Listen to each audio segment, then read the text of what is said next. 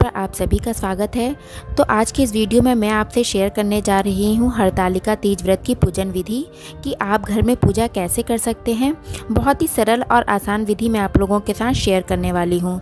तो चलिए शुरू करते हैं आज का वीडियो। हरतालिका तीज व्रत जो है महिलाएं अखंड सौभाग्य के लिए रखती हैं और ये व्रत जो है बहुत ही कठिन होता है क्योंकि ये व्रत जो है निर्जला रखा जाता है। तो चलिए अब मैं पूजन सामग्री आप लोगों को बता देती हूँ। तो यहाँ पर मैंने फूल ले रखे हैं, आम का पत्ता ले रखा है और बेलपत्र ले रखा है। तो यहाँ पर मैंने लाल फूल, सफ़ेद फूल और पीला फूल लिया है और भोग के लिए मैंने सेब, केला और दूध से बनी हुई मिठाई ली है। आप चाहें तो ये मिठाई घर पर भी बना सकते हैं या फिर बाहर से भी ला सकते हैं। और ये मैंने आरती की थाली सजाई है।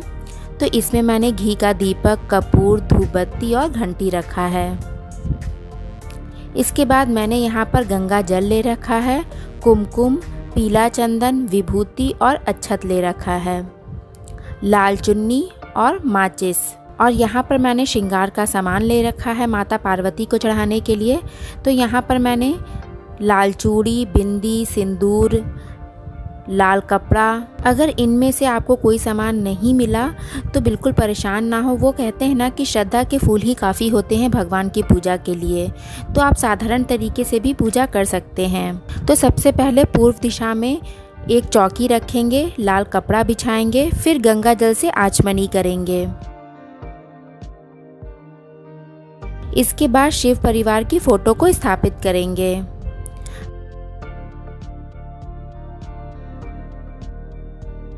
अगर आपके पास केले का पत्ता है तो लगा दें मंडप को सजाने के लिए। फिर कलश स्थापना करेंगे। तो मैंने ये चावल का ढेर लिया है कलश स्थापना के लिए। इससे हम अष्टदल कमल बनाएंगे। अष्टदल कमल बनाना बहुत ही आसान होता है। सबसे पहले लाइन खींच लेंगे। तो अब मैं आपको दिखाती हूँ। तो देखिए इस तरह से अष्टदल कमल बनाएंगे। 8 दल होने चाहिए, यानी कि 8 पत्तियां होनी चाहिए इसमें। कलश स्थापना के लिए यहाँ पर हम पीतल का लोटा लेंगे जिसमें जल या गंगा जल भरेंगे। मैंने 5 आम की पत्तियां लगाई हैं।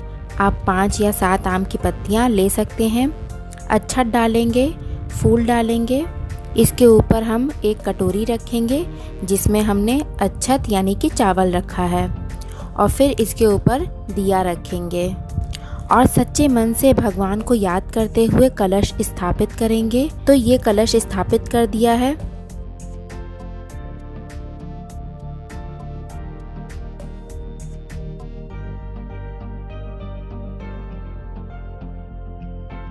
और हमने धूपबत्ती भी जला दिया है। सबसे पहले कलश पर कुमकुम लगाएंगे 5 बार। इसके बाद सारी पत्तियों पर कुमकुम लगाएंगे।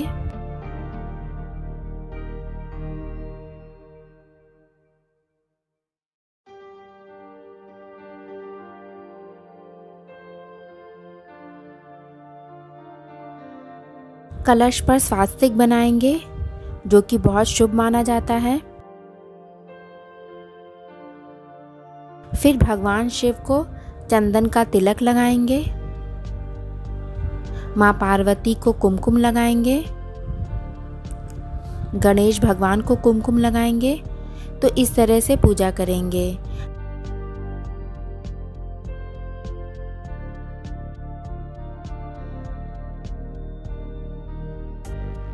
तो जो आपकी शादी का सीन हो रहा है वो पूजा में जरूर शामिल करें। भगवान गणेश को सिंदूर चढ़ाएंगे। माँ पार्वती को सिंदूर चढ़ाएंगे। 7 बार सिंदूर चढ़ाएंगे क्योंकि हमें बाद में सुहाग लेना होता है। तो सिंदूर अच्छे से चढ़ाइएगा ताकि आप बाद में जब सुहाग लें तो आपके माथे पर सिंदूर अच्छे से लग सके।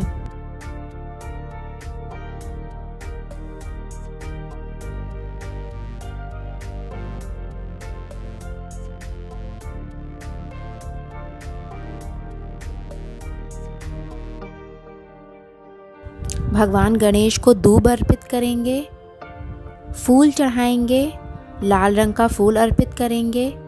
माँ पार्वती को लाल रंग का फूल अर्पित करेंगे और भगवान शिव को सफ़ेद या पीले रंग का फूल अर्पित करेंगे।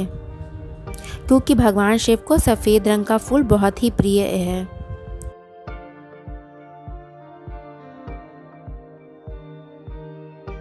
इसके बाद हम फोटो पर माला चढ़ाएंगे,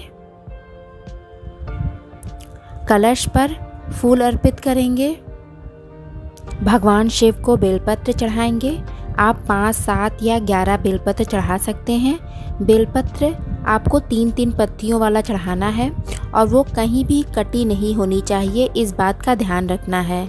अगर आपको शमी का पत्ता मिल जाए तो ज़रूर चढ़ाएं, क्योंकि भगवान शिव को शमी का पत्ता बहुत प्रिय है।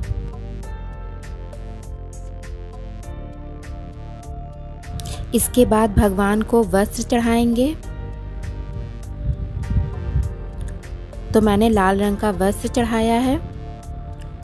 फिर माँ पार्वती को श्रृंगार का सामान चढ़ाएंगे, या फिर आप श्रृंगार का सामान छुआ करके बगल में रख सकते हैं। पूजा के बाद इस श्रृंगार के सामान को आप किसी भी सुहागिन महिला को दान में दे सकते हैं। अब हम दीपक जलाएंगे। तो आप घी का दीपक जला सकते हैं या फिर तिल के तेल का दीपक जला सकते हैं।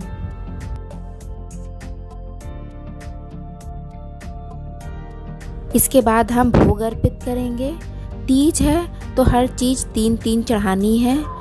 3 केला, 3 सेब, एक भगवान शिव के लिए, दूसरा माता पार्वती के लिए और तीसरा गणेश भगवान के लिए। इसके बाद हमने ये मिठाई का भी भोग लगा दिया है और पूजा के बाद इस फल को घर के सदस्यों में बांट देना चाहिए।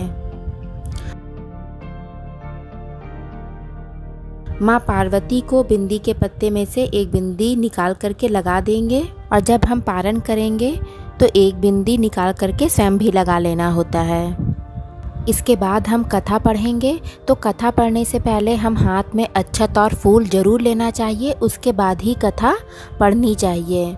तो अगर आपके पास किताब है तो आप किताब से कथा पढ़ सकते हैं। अगर आपके पास किताब नहीं है तो आप मोबाइल से भी कथा सुन सकते हैं। अगर आप खुद नहीं पढ़ पा रहे हैं तो आप घर में किसी भी सदस्य से पढ़वा करके खुद सुन सकते हैं। लेकिन कथा सुनना बहुत ज़रूरी है, तभी आपको इस व्रत के फल की प्राप्ति होगी। कथा पढ़ने के बाद जो आपने हाथ में अक्षत और फूल ले रखा है उसे भगवान के सामने अर्पित कर दें। इसके बाद हम आरती करेंगे। तो सबसे पहले हम भगवान गणेश की आरती करेंगे, उसके बाद भगवान शिव की आरती करेंगे और फिर माता पार्वती की आरती करेंगे।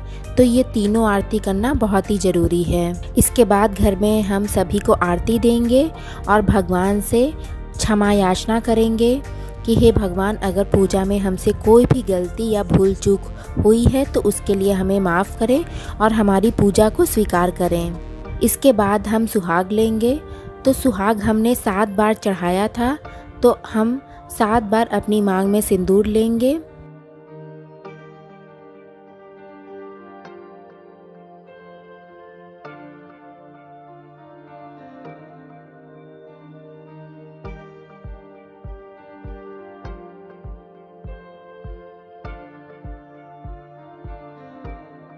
और इसके बाद हम फिर 7 बार सिंदूर माँ पार्वती को चढ़ाएंगे।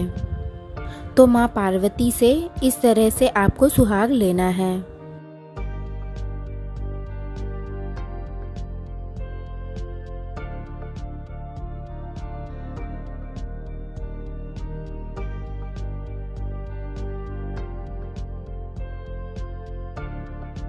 फिर इसके बाद हाथ जोड़कर सच्चे मन से माता पार्वती से प्रार्थना करेंगे, हे माँ, हम सभी का सौभाग्य अखंड रखें, हम सभी के पति की आयु लंबी हो, सभी के घर सुख समृद्धि बनी रहे, बच्चे और परिवार सुखी रहें। इसके लिए माँ से प्रार्थना करनी होती है। तो ये थी हरतालिका तीज व्रत की संपूर्ण विधि। उम्मीद करती हूँ कि आज का वीडियो आपको पसंद आया होगा। अगर पसंद आया है तो वीडियो को लाइक करिए, शेयर करिए और चैनल को सब्सक्राइब करिए। Thank you.